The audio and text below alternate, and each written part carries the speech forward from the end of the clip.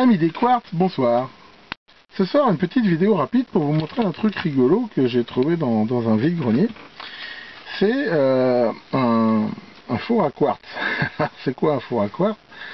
En fait, c'est un vieux truc de marque Cathodéon qui permettait sur des anciens quartz comme ça de les chauffer et de les maintenir à température relativement constante. En effet, le quartz est un élément piézoélectrique qui est utilisé depuis très très longtemps comme oscillateur de façon à avoir une fréquence la plus fixe possible. Mais en fait, toute fixe qu'elle soit, elle est quand même dépendante de la température. Donc en fait, pour lutter contre ça, une des solutions en fait, c'est de thermostater le quartz, c'est-à-dire de le maintenir toujours à une température, et comme c'est quand même plus facile de chauffer que de refroidir, et en fait on les maintient à une température relativement toujours plus élevée que l'ambiance, ce qui permet d'avoir une fréquence qui est beaucoup plus stable. Donc on voit ici ce petit truc là, c'est bien fait, on voit qu'il y a la place pour mettre le quartz, et le quartz c'est pas inclus dedans, donc ici voilà, ça devait se mettre comme ça par rapport à ça. On peut voir que ça, la température elle est réglée pour 55 degrés. Par contre, avoir le truc, c'est une régulation par bilame.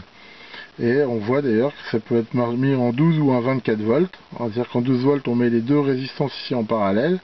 En 24, elles sont en série. Et on voit ici le bilame, en fait, qui permet de le mettre en route ou de l'arrêter. Alors bien sûr, quelque chose par bilame, c'est pas super précis, c'est pas une régulation PID. Mais enfin, je veux dire, c'était déjà sans doute, après un certain temps de chauffe, ça permettait déjà d'avoir quelque chose de mieux. Alors pour info, dans les quartz, il y a le quartz tout bête comme ça, comme ça, ou dans les boîtiers plus petits. Après, on a des trucs comme ça, qui sont des simples oscillateurs intégrés, mais généralement qui restent quand même dépendants de la température.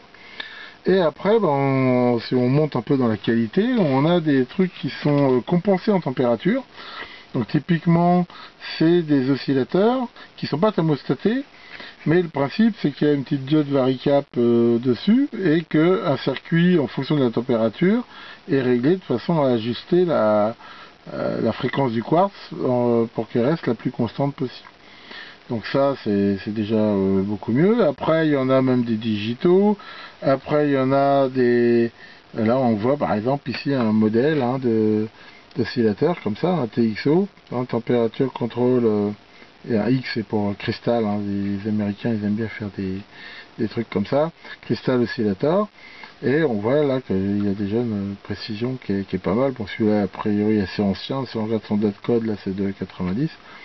Après il y en a même qui cumulent les deux, qui sont à la fois thermostatés et avec une correction.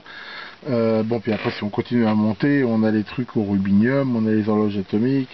Mais bon, souvent on sort quand même du cadre de l'amateur. Bien que des trucs au rubinium, on en trouve sur eBay des fois qui sont pas encore trop chers.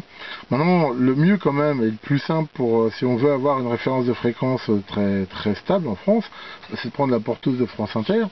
On trouve des tas de petits schémas qui font ça, parce qu'elle elle est couplée à un étalon atomique, et elle est vraiment très très précise. Donc si on prend déjà la fréquence de la porteuse, on a quelque chose de très très précis, et en même temps il y a des signaux horaires dedans, et enfin moi, on sortira un peu du cadre de cette vidéo, mais si on veut étalonner ces fréquences mètres, c'est quand même sans doute la façon la plus économique par rapport à la précision.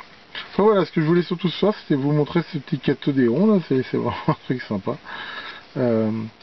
Voilà, merci beaucoup de votre attention et à bientôt pour de nouvelles découvertes.